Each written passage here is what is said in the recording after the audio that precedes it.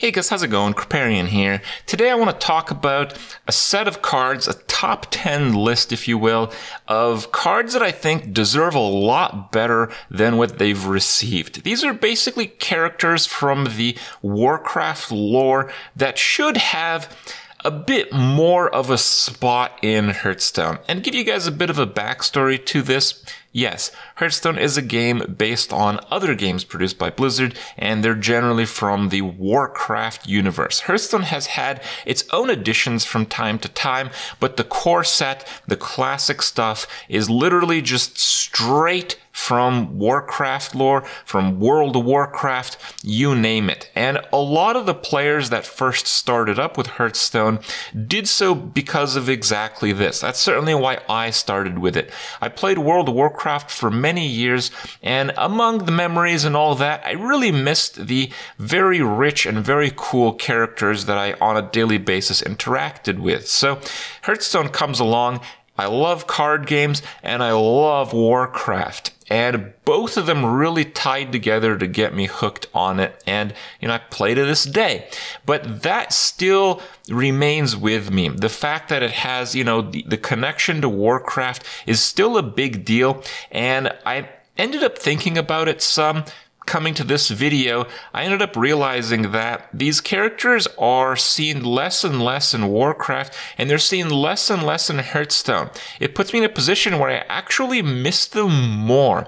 Like, I wish that we interacted with the iconic characters from Warcraft lore much more than we do. And, we actually interact with them much less than we ever have in Hearthstone, because a lot of the cards that we end up playing with are power crept expansion after expansion to a point where most of the classics are far gone. So what are the classics? What are the cards that just deserve to be better in Hearthstone, so people who play the game at least partly for a reason to, lavish in Warcraft lore, get that experience? People like myself. Top 10. Number 10. Millhouse Storm. It's a pretty interesting addition, I know, but, you kind of get started with the game. You get started with Hearthstone. You know Millhouse Storm and his charm from World of Warcraft, and I'm sure there's other Warcraft things, a lot of Warcraft books and stuff that I don't know about.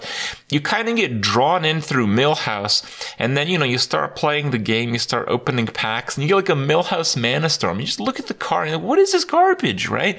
So you get a really disappointing experience when you actually choose to play with this very character-rich card. I don't think they have to do a whole lot for this card to be better. The idea of giving your opponent free spells, I love that, but it's at a point where it's just not worth playing. If the card was notably stronger in terms of stats, it might actually be worth playing. If it was like a 2-mana, like 4/5, maybe a 4/6, maybe it's actually worth taking that risk that your opponent doesn't have spells in their opening hand, and we actually see the amazing things that happen as a result of Millhouse being played from time to time. I would love to see that personally, and again, Millhouse just deserves a little bit better than what he's got. Number 9 is Lorewalker Cho. Did you know that Lorewalker Cho is actually nerfed in the beta version of Hearthstone? Lorewalker Cho actually had, not good stats, but he had some attack. I think it was like a 1/4. He could attack, he could defend himself. It was a card you just could play in a deck. So think of it this way. Right now we have Lorewalker Cho, which is a really cool card. It allows some of the craziest combos. A lot of people who started playing, not a lot of people did start playing Mists of Pandaria, but some people started playing Mists of Pandaria. In my opinion, it was a pretty solid expansion in terms of the actual content. Lorewalker Cho is a big piece of that, and Lorewalker Cho is kind of a completely dead card. It's just a super meme card in Hearthstone because of his stats. It's not his ability. His ability would actually be really interesting. Think of it this way. Imagine Lorewalker was just a decently statted 2-drop. What if Lorewalker was a 2-mana 2/3? You could just play it in some decks. If you don't have a lot of spells, you can put Lorewalker Cho in your deck. I don't know if you guys have played these games. Obviously, no one plays Lorewalker Cho as a 2-mana 0/4, but through evolution mechanics, through random minion generation, a lot of us, myself included, we've played these games where Lorewalker just somehow ends up on the board. And those games are so good. They're so memorable. I don't want to constantly advocate things that I have talked about so much in the past. You know, let's buff bad cards. Those are kind of dead issues. Blizzard as a whole is not going to be doing that, but I really think they should make an exception on these very iconic cards with really cool effects, because I think we just love playing Hearthstone with them more involved in our daily experience. Number 8 is Gruel. So you might think Gruel is kind of like a nobody, but not really. Gruel took up the first boss slot in World of Warcraft Burning Crusade expansion. It was the first expansion, and I just loved it. Gruel was just so cool. It was like my first raid, and you have to keep in mind that Burning Crusade had the highest jump of players. It was when World of Warcraft grew the most. There's actually millions of people out there who have a tie to Gruel, and Gruel right now is just like a stat stick. You know, why play Gruel when you can play Boulder Fist Ogre, right? What's the point? It's just 8 mana. It dies to hard removal. It doesn't do anything special. It's not worth the risk. It's literally just a totally dead card in the game. And it's something that could be changed quite simply. Make Gruel like a 6 mana card. It would actually maybe see some play then. Yes, it would be quite powerful 6 mana card, but it's an iconic card, it's a legendary, and it's a card that people have, you know, ties to in a way. I think that would be really cool. Number 7 on my list is Sylvanas. So the main issue with Sylvanas is that you can't really play it anymore. You know, there's a big part of Hearthstone that pushes people to have a stake in and interest in the standard format, but they take these iconic cards and kick them out of it. So, you know, someone who starts playing Hearthstone, they want to play with their, you know, rich lore characters that they know from Warcraft, from World of Warcraft, and they want to play Standard because everyone tells them to play Standard, right? And they can't play Sylvanas, and Sylvanas is a very key card in Warcraft lore. It's a pretty problematic one in the game. I certainly understand why Blizzard Hall of Fame the card, because the Death Rattle effect is just way too powerful, and they wanted to push the limits with the Death Rattle mechanic and all the various triggers that we know exist right now. So Sylvanas will probably have to be heavily nerfed to actually return to the classic set, but I think because of the very reason that these cards deserve better, these cards deserve to actually see some play, I think Blizzard made the wrong decision in Hall of Faming Sylvanas versus just nerfing her further. Onyxia. Onyxia is actually a pretty good arena card, and it's a card that's always kind of pleasant to play because, you know, you just get value from it. If you play Onyxia, you get all little whelps. More whelps handle it. You know, the card is themed very well, but yeah, and when you play it, if you get like board cleared, you still have Onyxia. If Onyxia get removed, you still have the little whelps. So it's a card that's actually really fun to play. It's really enjoyable to play.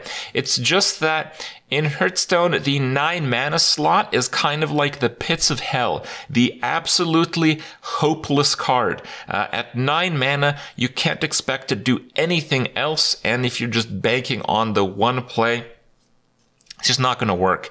Onyxia, I think, could very elegantly be buffed to an 8 mana card, and it could actually see play in some decks in Constructed. I know it's a bit of a stretch, but I think you might be surprised. Onyxia is surprisingly powerful based on how it looks. It's just at 9 mana, there's not many cards that can be alive. Number 5 on my list is Nefarian. So the main issue with Nefarian is that, again, he's not part of the classic set. Why not? Like all the other extremely iconic dragons, you know, key characters from Warcraft, they're there, and Nefarian is not there. Not only that, I think now we've seen the true potential of card generation if they change Nefarian, again, not from a 9-mana card. If they made like an 8-mana card, maybe, you get 3 random spells, I think that would actually have a pretty good fit into the Hearthstone that the developers seemingly want to create. I would love to see Nefarian as part of the core set just for lore reasons. So many people remember this incredible boss in World of Warcraft, and they want to see it again and again. Actually, in World of Warcraft, Nefarian was so popular within the community, they brought it back in Cataclysm. Nefarian was 2 separate bosses in the game. And in Hearthstone, it basically doesn't exist anymore. It's a terrible card that's restricted just to the wild format. I don't think that's very cool. Number 4. Lord Jaraxxus.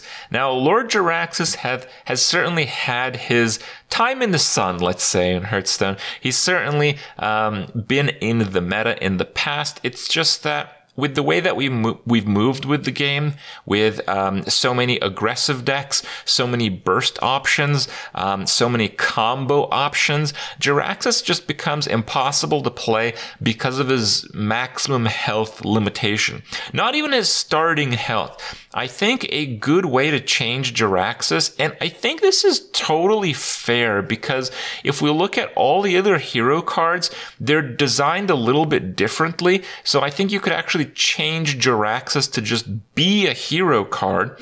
I don't think that you should, have more than 15 health, because Jaraxxus is a very powerful hero card. But I think Jaraxxus should be a hero card, not a minion, that would just set your health to 15. So it'd be the same card, except that you could heal yourself above 15 back up to 30. I think that's a very reasonable change to the card that's actually going to make the card playable again. I love games that involve Jaraxxus. I love playing Lord Jaraxxus. I just want to be able to play the card. I've taken a close look at the standard set, and almost every single class legendary from the classic set is playable, except for Lord Jaraxxus. Lord Jaraxxus doesn't have enough health to see play, and I don't see that side of Hearthstone really changing anytime soon. Number 3, Nozdormu. I've talked about this card so many times. It has one of the coolest effects in the game. I understand some new players may not appreciate their turn being shortened, but let me tell you what.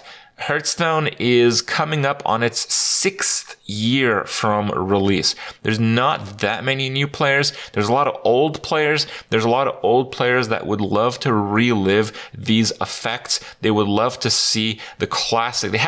We're at a point in the game where nostalgia from Hearthstone actually matters. I think it would be really cool to see like a 6-mana version of Nozdormu. Give it like Boulder Fist stats. I don't really care. Some people would just play the card even so, and I would be one of those players. I love Nozdormu. I love its effect. I want to see more of it, but we just can't have 9-mana cards. We just can't have even 8-mana cards that are just horribly statted with mostly useless abilities. Second on the list is Illidan Stormrage. Again, the biggest growth there ever was, percentage-wise, in World of Warcraft was Burning Crusade, and Illidan was the selling point of that expansion. Illidan ranks up there at the very, very top few lore characters from the Warcraft universe, and Illidan is quite literally the dumbest card in the classic set. It's nice that it is in the classic set, but who are we kidding? This card is absolute garbage. Now, there's certainly some ways that we could just, buff the card a little bit, but it's one of these cards that thematically it would be pleasant to see this card in more games. What I'm trying to say is, I'm not suggesting, unlike a lot of the other cards, that Blizzard would take a look at this card and maybe make it somehow fringe playable. I would like it if Blizzard went back and changed Illidan so he's actually pretty overpowered. And I understand that's a little bit of a conflict because he is part of the classic set, but it just feels good to see this dude anywhere. And Well, I play Hearthstone. I'd love to see more of him in Hearthstone. Number 1 on my list is Ragnaros. So Ragnaros kind of has the same wild thing as the other cards on the list that I've mentioned. I just miss Ragnaros. We had Ragnaros Hall of Fame, a couple of years ago, and it's a card that I think Hearthstone was actually worse off without.